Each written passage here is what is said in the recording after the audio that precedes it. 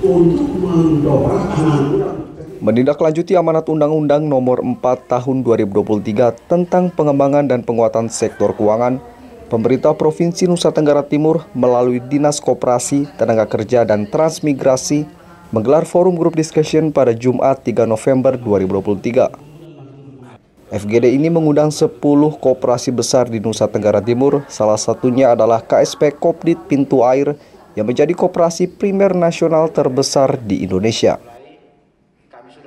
Dalam forum ini, perwakilan dari 10 pengurus koperasi membahas isu-isu strategis perkoperasian, di antaranya penilaian open loop dan closed loop, strategi pencapaian koperasi modern, serta pengembangan koperasi melalui koperasi multi pihak dan spin-off.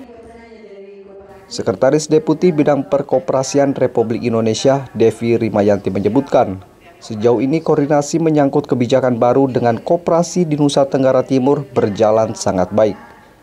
Khusus untuk KSP Kopdit Pintu Air, Devi menilai sudah banyak usaha yang dijalankan dan memiliki 8 PT, sehingga keputusan sepenuhnya ada pada pengurus dan anggota. Karena ini amanat dari Undang-Undang PPSK, pengembangan penguatan sektor keuangan. Nah, khusus untuk pintu air, karena ini banyak usahanya di pintu air ini, berbagai usaha, ada PT-nya, ada berapa Pak? Ada banyak, ada 8 PT. Nah, kalau dia mau tetap diawasi oleh Kementerian Koperasi, dia harus melakukan spin-off. Dalam arti kata harus PT-PT-nya ini mau dipisahkan dengan koperasi simpan pinjamnya. Karena kalau dia tetap menyatu dengan koperasi simpan pinjamnya, itu akan diawasi oleh terutama oleh OJK. Nah, ini harus berubah nama, jangan lagi KSP Pintu Air tapi Koperasi Jasa Keuangan Pintu Air. Nah, ini pilihan ada di pengurus dan anggota. Kepala Dinas Koperasi, Tenaga Kerja, dan Transmigrasi Provinsi NTT, Sylvia P. Kujawang berharap 10 koperasi besar yang diundang hadir bisa melaksanakan dan memahami regulasi dengan benar, sehingga koperasi di NTT terus maju membangun bersama pemerintah. Hari ini ya, terkait dengan regulasi itu ya, kita akan mendengarkan semua masukan, termasuk ada 10 koperasi besar yang diundang. Hari ini koperasi termasuk di dalamnya. Berterima kasih sekali untuk koperasi yang jauh sekali. Ada Pintu Air, ada Mas, lalu kemudian ada koperasi-koperasi besar lainnya yang juga diundang untuk hadir di pertemuan ini.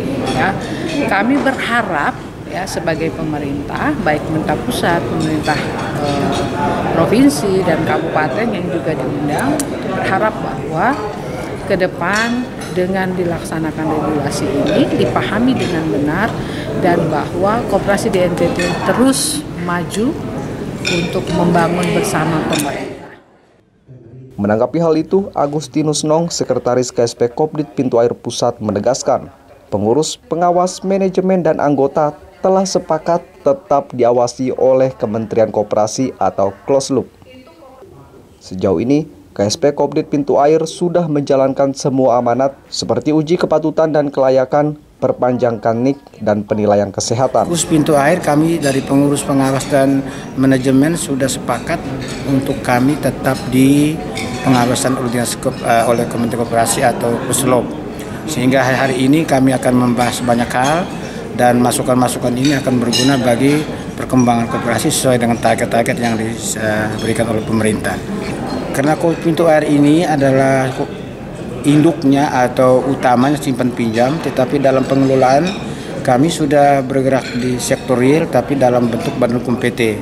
Tadi disarankan oleh Ibu Sekretaris Deputi Perkoperasian agar Pintu Air itu memilih apakah simpan pinjamnya itu diawasi oleh Dinas Kementerian Koperasi, anak perusahaan diawasi oleh OJK, dalam ini Koperasi Jasa Keuangan.